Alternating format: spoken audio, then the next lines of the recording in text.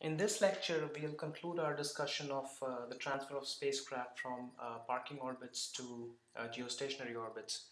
So recall in the previous lecture, we had looked at two simple methods to achieve this objective.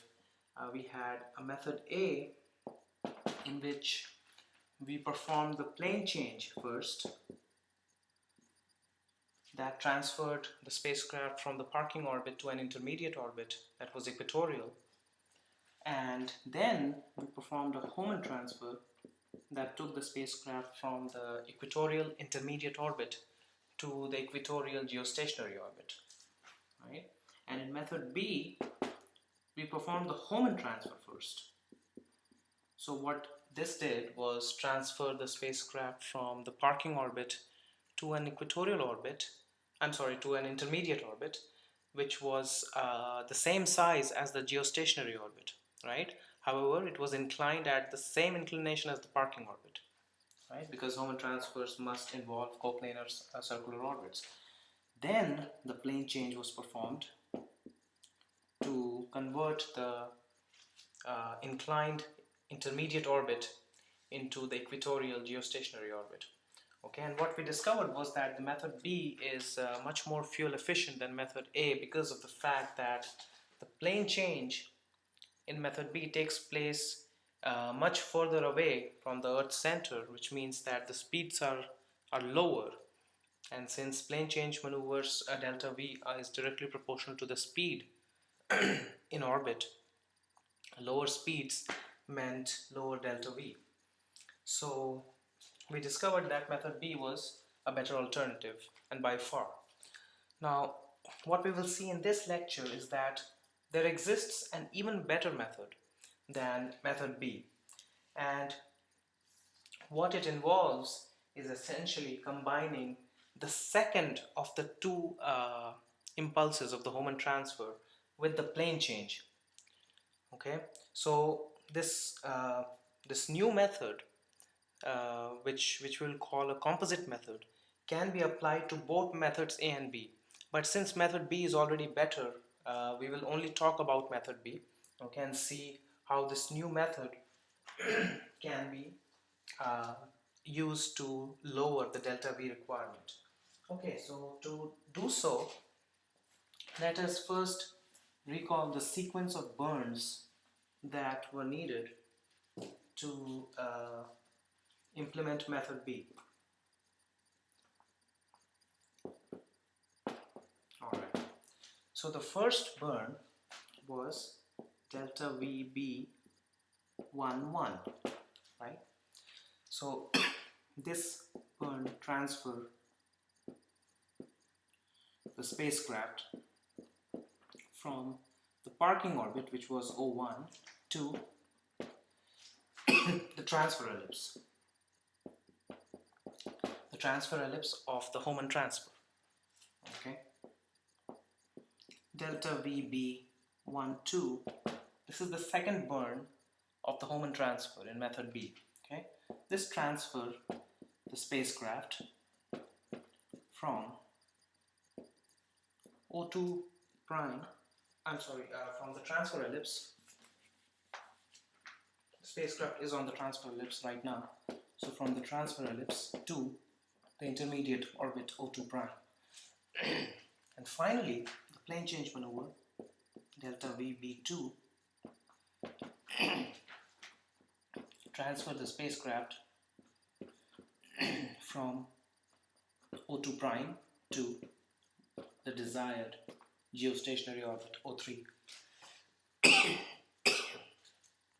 In the new method, what we will essentially do is we will combine the second Hohmann transfer, the second Hohmann impulse with the plane change maneuver.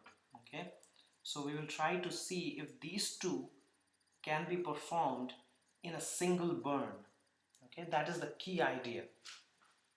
So because of the fact that we are performing two different burns into one single burn, we'll call it a composite method. Okay, so this method C is a composite method. Okay, it combines these two burns into a single burn. Alright, so to set the stage for this composite method, let us look at the geometry of the final two burns in method B. Okay, so like we said, we are interested in combining the second of the two Hohmann impulses, which is the circularization impulse, with the plane change impulse. Okay, so here is what the circularization impulse looks like. So the orbit is on the transfer ellipse. Okay, so its speed is vt, let me call a, because it's at the apoapsis.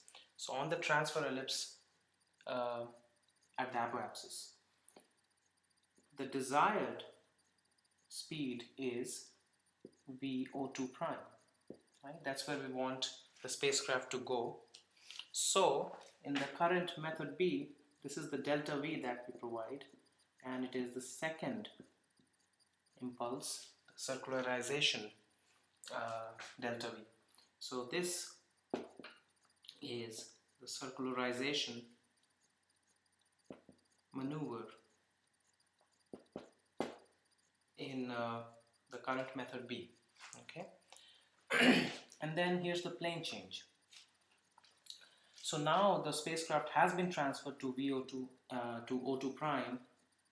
So here's the initial speed, and the velocity vector needs to be rotated down to the equatorial plane with the same speed. And here's the velocity on the geostationary orbit. Let me simply call it VO3, right? So this is my plane change angle that is needed, and that equals 28.6 degrees. So here's my delta VB2. Okay. So this is the plane change maneuver in method B. Now, the idea in the composite method, the proposed composite method, is to combine these two geometries into a single burn, right? So let us look at the overall picture of the orbits and whether this is even feasible, right? Before we simply combine the geometry of the velocity vectors, let us make sure that this can be done. So to get the overall picture, let us draw the orbits and begin with the equatorial plane. Okay, so that's our equatorial plane, and the parking orbit obviously is inclined with respect to this plane. Let me draw it. That's my parking orbit, which is O1. Alright, and then what method B does is that it converts the parking orbit first into an intermediate orbit, right, which is also inclined but the same size as the geostationary orbit.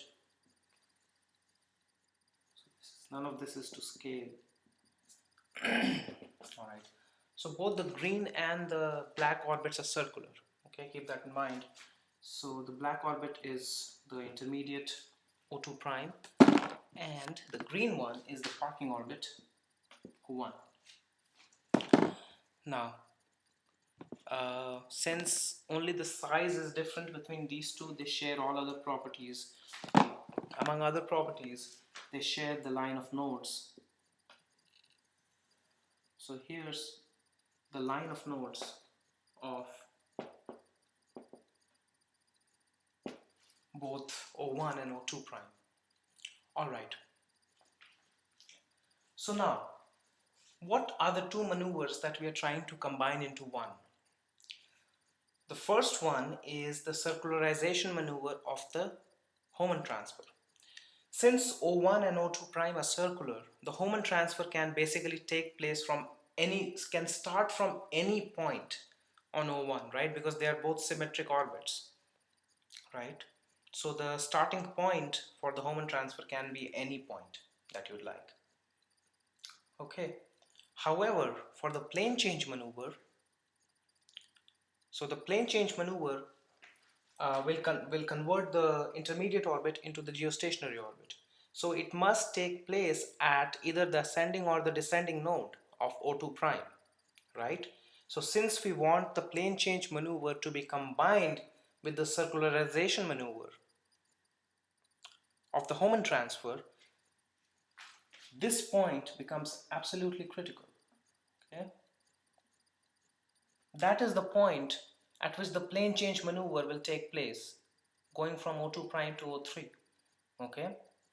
So that is the point in which the second of the two impulses of the Hohmann transfer must also take place if we are to combine it with the plane change. Okay, so that basically tells us what the Hohmann transfer should look like.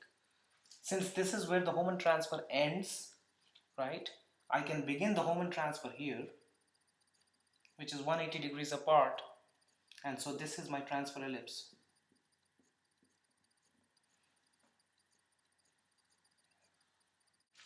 Or at least half of the transfer ellipse that is actually traversed by the spacecraft. Okay. All right.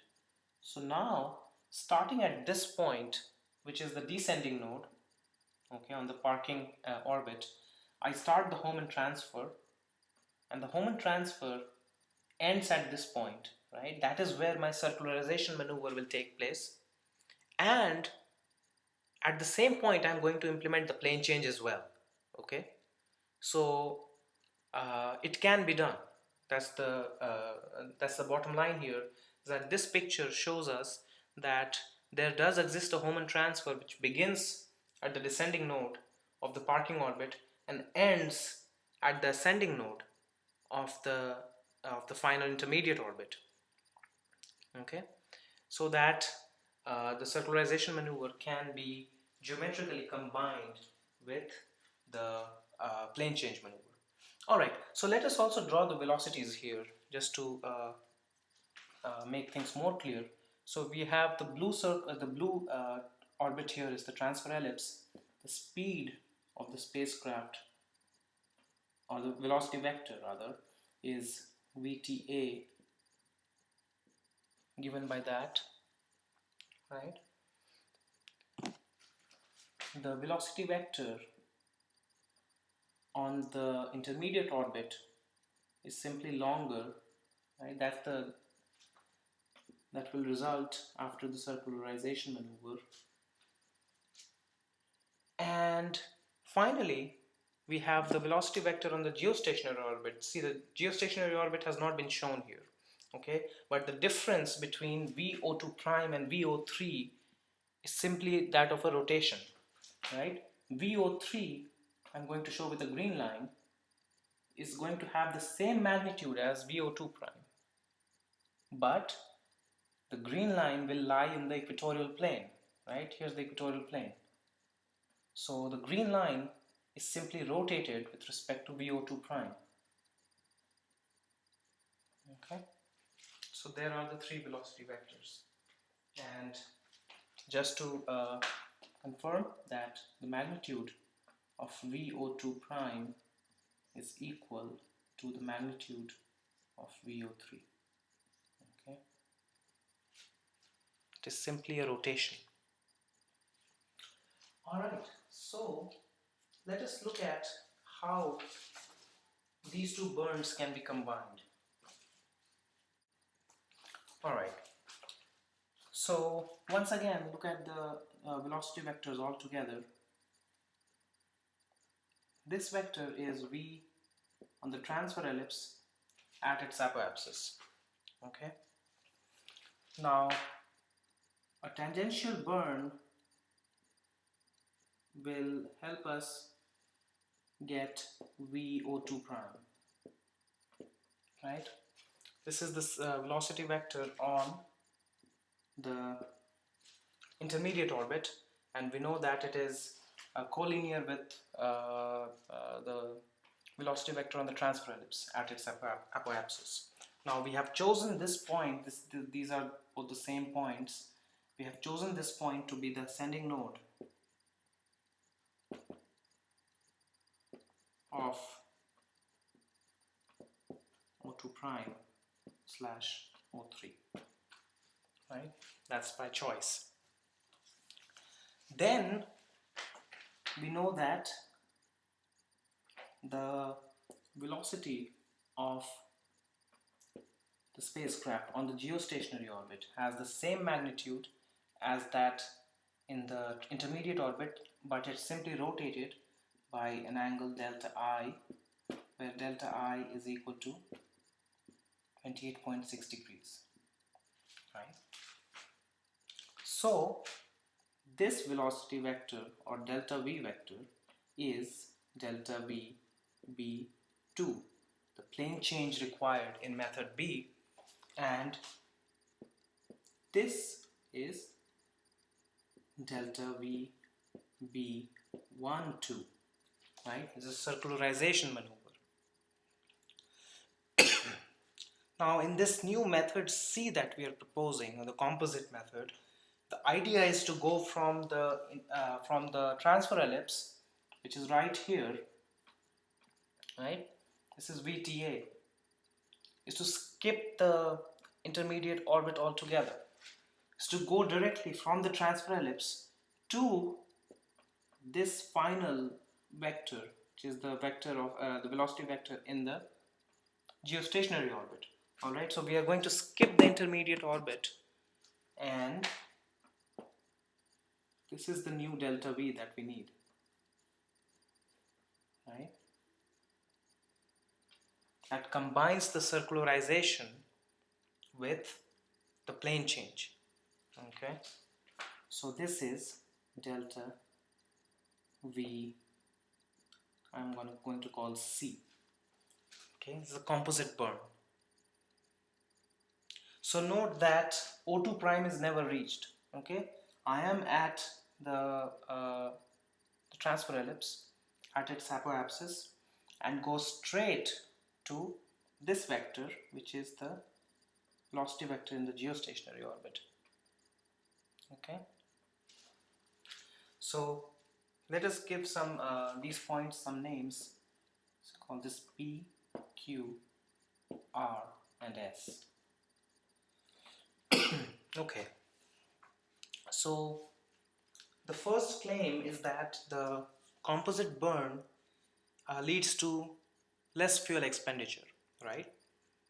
So we started out by saying that it is going to be better than method B, and that is absolutely clear if you look at the triangle. So look at triangle QRS.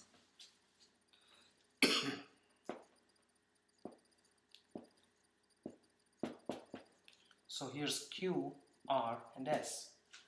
Okay, the three sides of this triangle are the three delta V's. The side QR is the circularization delta V of the Hohmann transfer in method B. The side RS is the plane change delta V, right, for method B. And the side QS is the composite delta V, right? So we know that from the triangle inequality, the sum of any two sides is greater than the third side, right? So use the triangle inequality to see that QR plus RS is greater than QS. So QR plus RS is greater than QS. Okay, we're looking at only the magnitudes, but these two combined contribute to method B, right? If I add to this delta V B11, I get the total delta V required for method B, right? This is the first impulse of Hohmann transfer, second impulse of Hohmann transfer plus plane change. That's method B. Okay, so this first impulse is going to be present in this method C as well, right? We first need to put the spacecraft from parking to transfer ellipse. So this is common, but this is all that is needed in this composite method, whereas method B requires both of these, right? And their sum is clearly greater than delta VC, okay, from the triangle inequality. So you see that this proposed composite method is clearly better than method B by itself. Alright, so the next step obviously is to determine what the magnitude of delta VC is. Okay, what is the requirement going to be? So again, for that, what we can do is we can solve the triangle PQS. Note that the unknown is delta VC. Okay, we would like to know what delta VC or the composite burn is going to be. So solve triangle PQS, right? PQS. We already know the speed on the transfer ellipse, right? Because we designed the transfer ellipse, and we know what the magnitude of the speed is of the velocity is going to be at its apoapsis, which is point P. And then we know the side PS as well, right? Because it is the magnitude of the velocity on the geostationary orbit. This guy is known, right? That's a known orbit. Okay, so we know this, and we know this angle, right? What is the delta I needed, the plane change angle. So we can solve for the third side easily, right, in this triangle using our trigonometric identities. And the solution of the triangle is, this is equation 14 in your part 3 of the notes. Delta VC square is VTA square plus VO3 square minus 2 VTA VO3 cos delta I. Right? This is equation 14 in notes.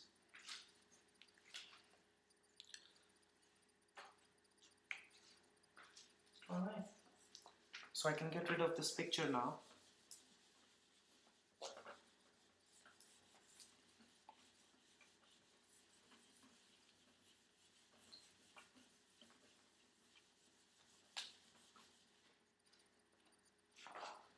And from our previous analysis, we have already derived expressions for each one of these terms, right?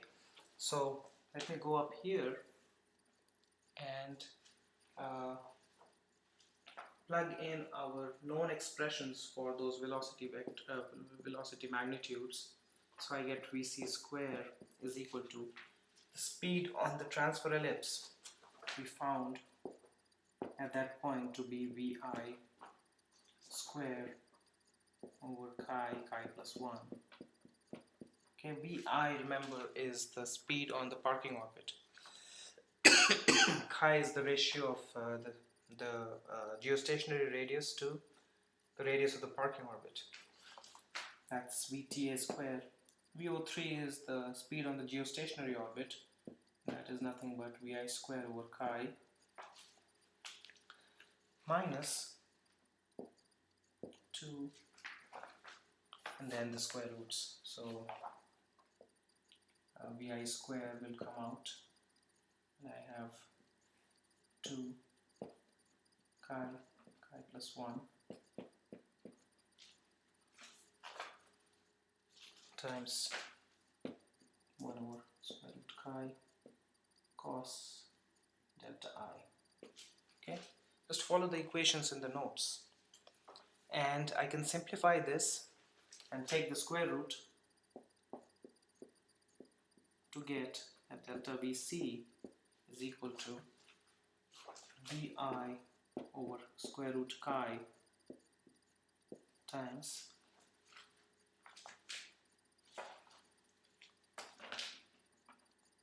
the square root of chi plus 3 chi plus 1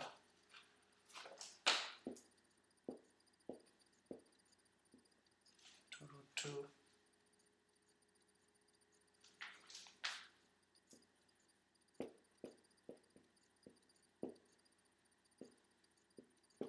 okay, that's the final answer.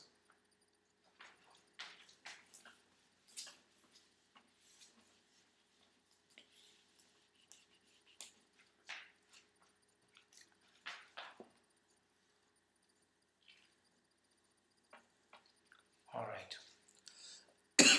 So we have now a composite method C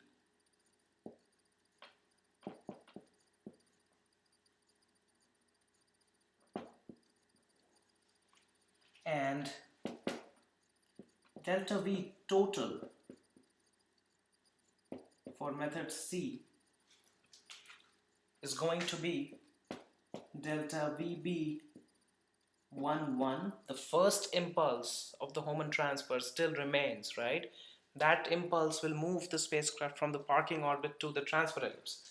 And then the second impulse combines the circularization maneuver and the plane change, and that we found to be delta VC. Okay, it's given in this expression, which is equation 15 in the notes. Okay, so there you have the total delta V needed for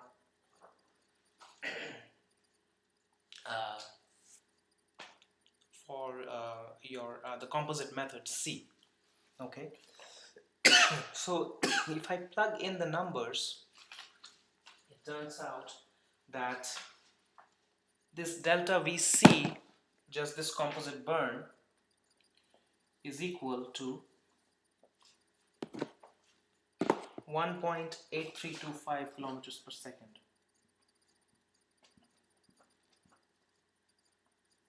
Okay, just plug in the magnitudes for VI and chi, so that the total delta V for this composite method turns out to be 2.4257. That is the first of the two Hohmann burns, plus delta VC that we found to be 1.8325, and this is 4.2582 kilometers per second.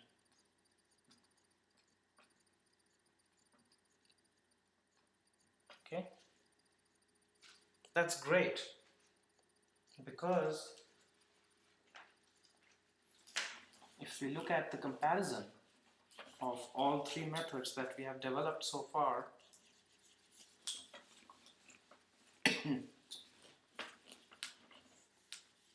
here are the numbers, how they stack up. Method A. So this was your plane change followed by a Hohmann transfer, all done separately. Okay, and this was about 7.7 kilometers per second. Method B was Hohmann transfer followed by plane change, all done separately, and this was about 5.4 kilometers per second, if I recall correctly. And then we have a method C in which we have Hohmann transfer, just the first impulse, okay, followed by a composite burn. So this composite burn combines the circularization with the plane change. Okay, and this we just found to be 4.26 kilometers per second, 4.3 kilometers per second approximately. Okay, so as you can see, there is a significant improvement that is achieved from method B to method C, and of course this is much better than method A.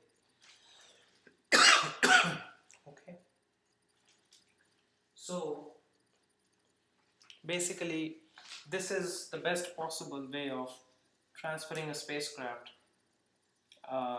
using the type of burns that we have discussed, using a Hohmann transfer, part of which is combined with the plane change maneuver. So you can expect to need to burn about 4.3 kilometers per second of fuel to accomplish this transfer of spacecraft. Okay. Now, this is just a note that you can apply the same composite type of idea to method A as well. Okay, because what is method A? Remember that it first involves the plane change and then the Hohmann transfer, right? So what you can do is you can combine the plane change with the first of the impulse, first of the two impulses of the Hohmann transfer. So your composite method for method A will combine these two. Okay, plane change with H1, and then you do H2 in the end. All right. So we have discussed in quite a bit of detail, this very practical application of transferring spacecraft from parking orbits to geostationary equatorial orbits, and we have obtained we have derived several alternatives of how to go about doing that, and we have found that this method C that we developed is the best of all the methods that we discussed. Okay, and we also got an idea of not just how much fuel you can expect to burn, but also the amount of time that will be needed to accomplish this transfer of spacecraft. Alright, so there is one last little detail that I need to add about Hohmann transfers, and that will end our discussion of this particular type of orbital maneuver. So we had stated that Hohmann transfers were originally designed for transfers between circular orbits, right? But it can be generalized to transfers between elliptical orbits as well, so long as the elliptical orbits have a particular type of configuration, namely that they share their line of apsides. So here's what we'll look at to finish this discussion on Hohmann transfers. Hohmann transfer between ellipses. Okay, so basically what we are saying is that the initial and final ellipses must share the line of apsides. So here's the focus, and here's the initial ellipse, and I'm going to say the final ellipse. It's right here. Okay, so this is the common line of apsides.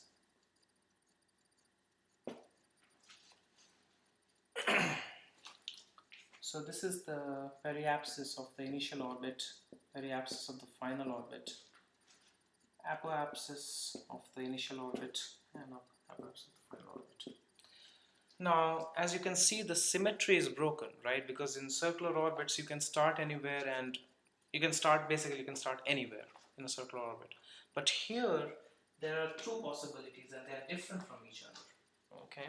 So the first possibility is to start at the periapsis of the initial orbit and design the transfer ellipse that ends at the apoapsis of the final orbit. Or there is a second possibility that starts at the apoapsis of the initial orbit and ends at the periapsis of the final orbit.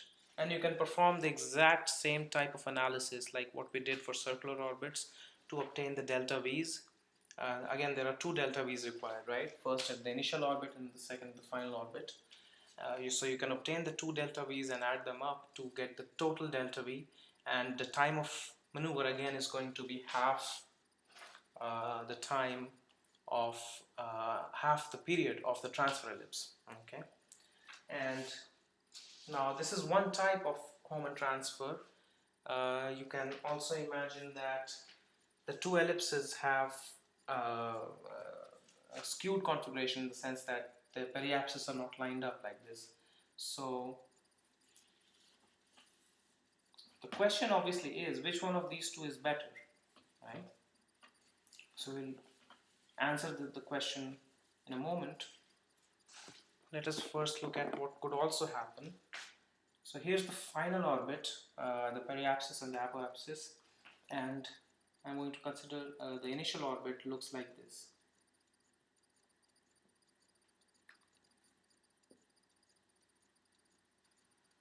Okay, so that the periapsis is on this side, PI and AI. Okay, so again there are two possibilities, right? You could start at the periapsis and end at the periapsis, or you could start at the apoapsis and end at the apoapsis. Okay, now for all these different cases, the question is which of these possibilities, which of these options leads to the least amount of delta V, right? And the answer is quite interesting. It turns out that irrespective of what type of ellipses you have, right, if their periapses are aligned or not, or for both those cases, the optimal Hohmann transfer is the one that begins at the periapsis of the inner orbit. Okay, so this is a very useful result because it saves you a lot of computation and guesswork, right? Which Hohmann transfer should we pick? So all the analysis has already been done. You know, we are going to sweep that under the carpet. It's not really it doesn't really add to our knowledge base here, because you know exactly how to perform the analysis of Hohmann transfer, right? So you can go ahead and do that, and the conclusion that you will reach is that optimal Hohmann transfer is the one that begins at periapsis of inner orbit.